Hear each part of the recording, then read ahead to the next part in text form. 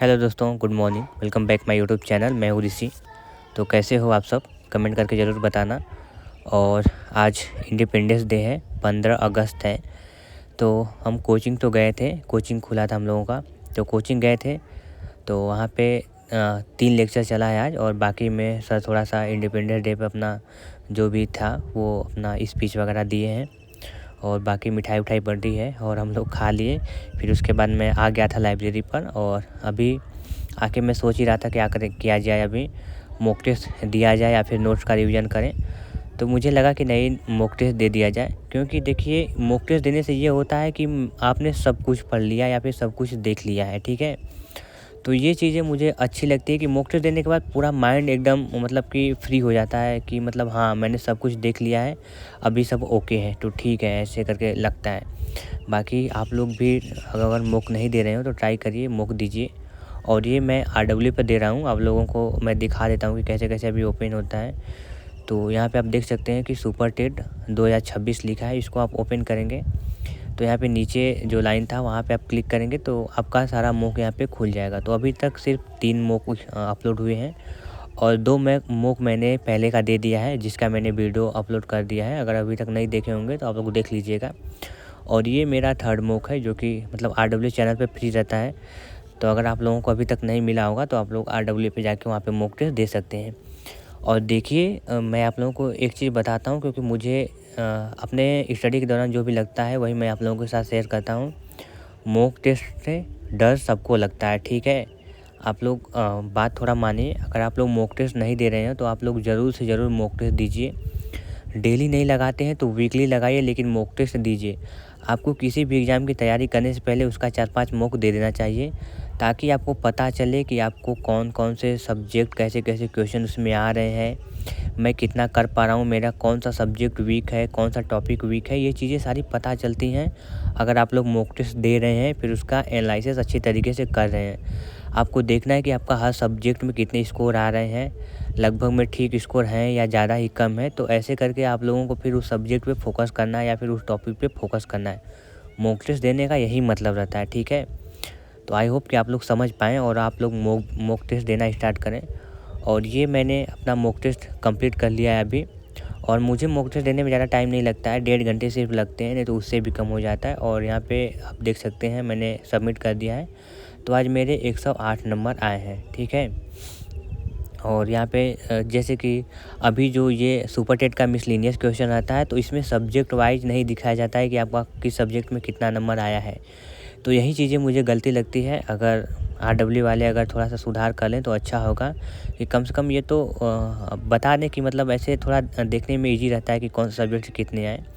फिर mock test देने के बाद मैं आ गया था लंच करने के लिए। तो लंच में देख सकते हैं आज मैं आप लोगों को दिखा रहा हूँ, क्योंकि छत पे लंच नहीं कर रहा हूँ, तो इसलिए मैं आज आप लोगों को शो कर रहा हूँ। तो वही मैगी था और 2 रोटी लाए थे और मेरे बगल वाले सीट पे जो भैया हैं वो लाए थे सेव, तो वो अपना शेयर किए हैं हम लोग। तो वही था। और लंच करके फिर आ गए हैं। लंच करके थोड़ा सा रेस्ट करते हैं, मतलब थोड़ा बात वगैरह, फिर उसके बाद आ गए हैं। और अभी मॉक टेस्ट देख रहे हैं कि कौन कौन से सब्जेक्ट से मेरे कितने कितने क्वेश्चन बने हैं। क्योंकि उस तरह तो ऐसे उसमें डिस्क्लेमर में ऐसे नहीं दिया गया है सब्जेक्ट वाइज। तो यहाँ पे आप लोगों को सारे क्वेश्चन को यहाँ पे देखना होगा सीरियल वाइज से। और यहाँ पे कुछ चीज़ें ये हो रही हैं कि जैसे कि कुछ सब्जेक्ट मिक्स हो जा रहे हैं, जैसे EVS वाला पता ही नहीं चल रहा है कि CDP में पूछ रहा है या फिर GKGS में पूछ रहा है। तो ये चीज़ें नहीं समझ में आ रही है। तो मैं 2-4 नंबर को ऐसे छोड़ दे रहा हूँ, लेकिन मुझे जो मतलब जो थोड़े अच्छे खासे सब्जेक्ट हैं, जैसे कि CDP हो गया, आपका टोटल 30 नंबर का है, मैथ्स हो गया, ठीक है, इंग्लिश हो गया, हिंदी हो गया, और फिर GKGS हो गया। तो वो चीज़ें मैं देख रहा हूँ कि कितने कितने नंबर के कितने कितने क्वेश्चन बन रहे हैं। तो ये चीज़ें मैं आप लोगों को दिखाऊंगा अभी सब्जेक्ट वाइज। तो यहाँ पे आप देख सकते हैं, पहले मैंने यहाँ पे अब की बार GK का स्टार्ट हुआ है, तो इसमें मेरे 21 नंबर बने हैं। और ये मुझे लगता है कि ये GK और करंट अफेयर के मिला के मेरे 21 हुए हैं, जो कि 30 में होता है, ठीक है।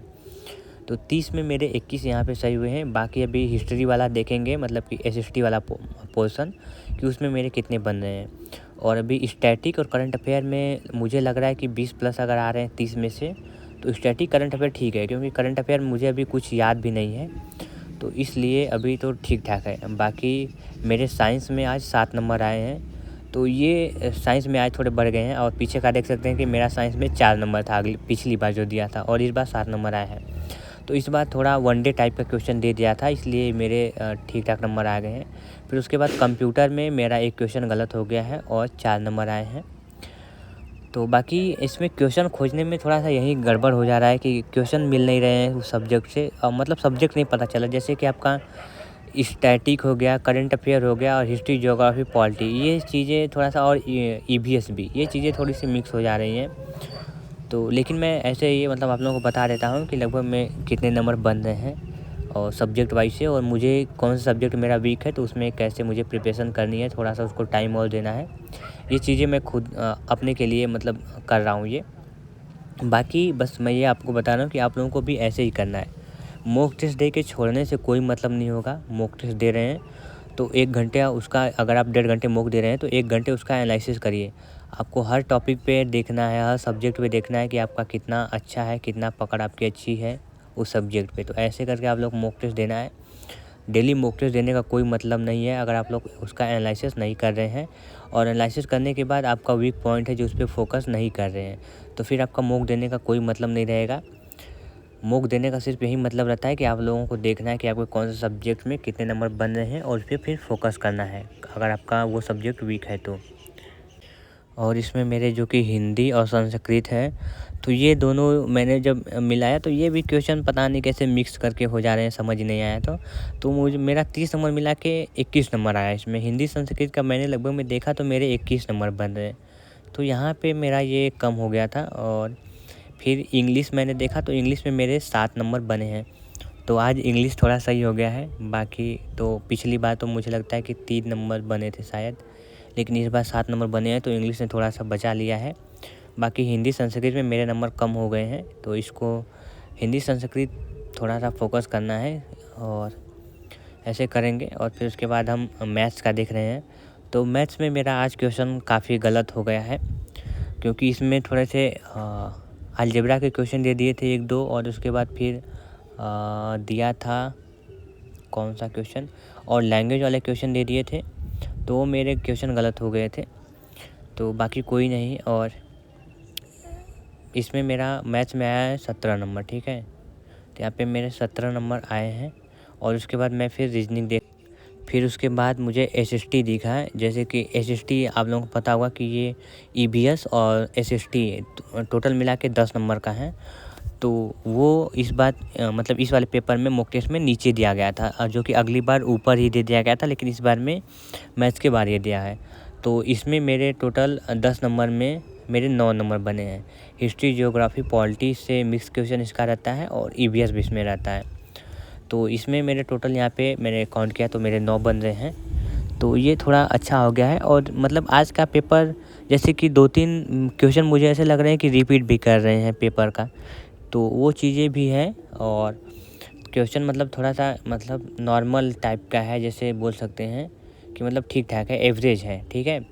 और इसमें मैथ्स वगैरह सब ठीक है, और साइंस भी ठीक है, कंप्यूटर भी ठीक है। हिंदी और संस्कृत थोड़ा सा मेरे यहाँ पे गलत हो गए हैं। बाकी एसएसटी की बात करें, SST current affair, GK, GS की, तो मेरे इसमें 30 नंबर आए हैं। तो आप समझ सकते हैं कि स्टैटिक, करंट अफेयर और एसएसटी और ईवीएस, ये चारों लेकर मेरे 30 नंबर बने हैं, और ये चारों का नंबर 40 है। तो 40 में मेरे 30 नंबर बने हैं, तो यहाँ पे ये तो मेरा ठीक हो गया है। और बात अभी करते हैं सीडीपी की। तो सीडीपी तो भाई क्या ही बताएं, वो मतलब सर बोलते हैं कि यूपी टेट का ही सारा आएगा इसमें, लेकिन मुझे तो यूपी टेट का एक भी क्वेश्चन देखने को नहीं मिलता है। और सीडीपी में तो मैं यहाँ पे ज़्यादातर तुक्का लगा रहा हूँ, ठीक है। और मुझे जैसा कि आप लोगों को लगता होगा कि नहीं बहुत याद है, तो ऐसा कुछ नहीं है, मैं तुक्का लगाया हूँ इसमें। और मतलब कि सीटेट और यूपी टेट की स्टडी की है, तो थोड़ा सा तुक्का मतलब सटीक थोड़ा आ जाता है। तो इसमें मेरे टोटल 30 नंबर में से 19 नंबर मेरे बने हैं, जो कि ये सीडीपी का है, ठीक है। तो मान लीजिए कि लगभग मैं ठीक ही है। और अभी तो कोचिंग में पढ़ाया भी नहीं करना, अभी सेकेंड टॉपिक चल रहा है सीडीपी का, तो इसीलिए बोल सकते हैं कि इतना 19 नंबर ठीक है अभी तक, ठीक है, जितना तक अभी पढ़े हैं। ये बाकी सारा एक्सपीरियंस सीटेट का और यूपी टेट का ही है, तो उसी से हो रहा है। तो बाकी यहाँ पे मैंने सारा एनालिसिस कर लिया, और मुझे 1-2 सब्जेक्ट यहाँ पे जो मेरे छूट गए हैं, वो चीज़ें मुझे समझ नहीं आ रहा था इसमें।